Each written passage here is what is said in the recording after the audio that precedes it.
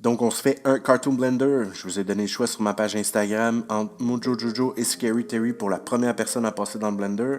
Et à 85%, vous avez choisi Mojo Jojo. J'adore dire Mojo Jojo. Allez, essayez-le. Tous ensemble, on le fait. Mojo Jojo. Plus vite, c'est encore plus hot. Mojo Jojo. En tout cas. Pour le deuxième personnage à passer dans le Cartoon Blender, je vous ai donné le choix entre Goku et Naruto. Et puis, comme vous l'avez vu sur le thumbnail, vous avez choisi Goku à 64%. Donc, let's go, on part le Blender.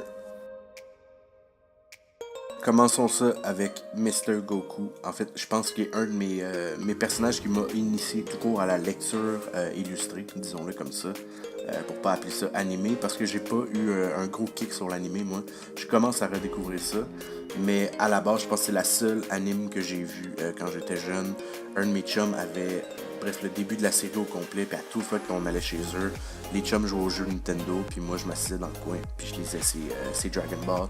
Le personnage est super attachant, puis en plus on s'entend qu'il nous donnait tout le goût d'avoir des super pouvoirs. Moi, bref, ça fitait, j'avais à peu près l'âge du personnage à l'époque.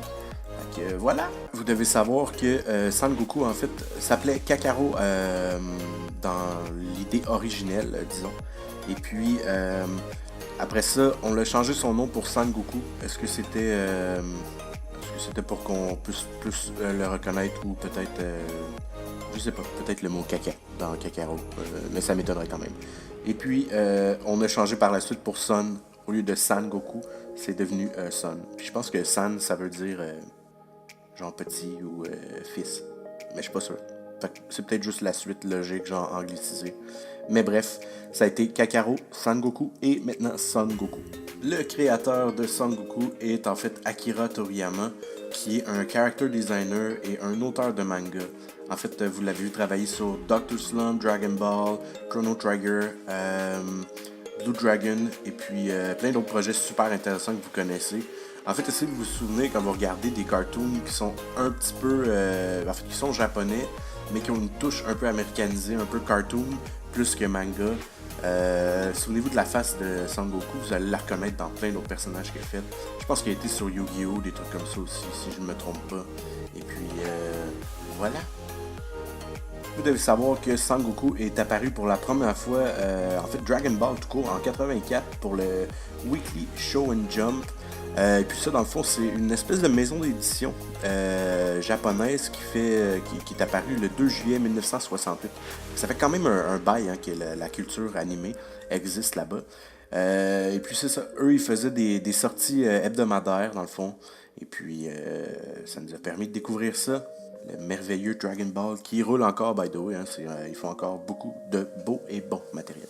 Vous devez savoir que les Super Nana, la version francisée de Powerpuff Girls, a été créée aux États-Unis en 1998 et s'est terminé en 2005 par Cartoon Network et créé par Greg McCracken.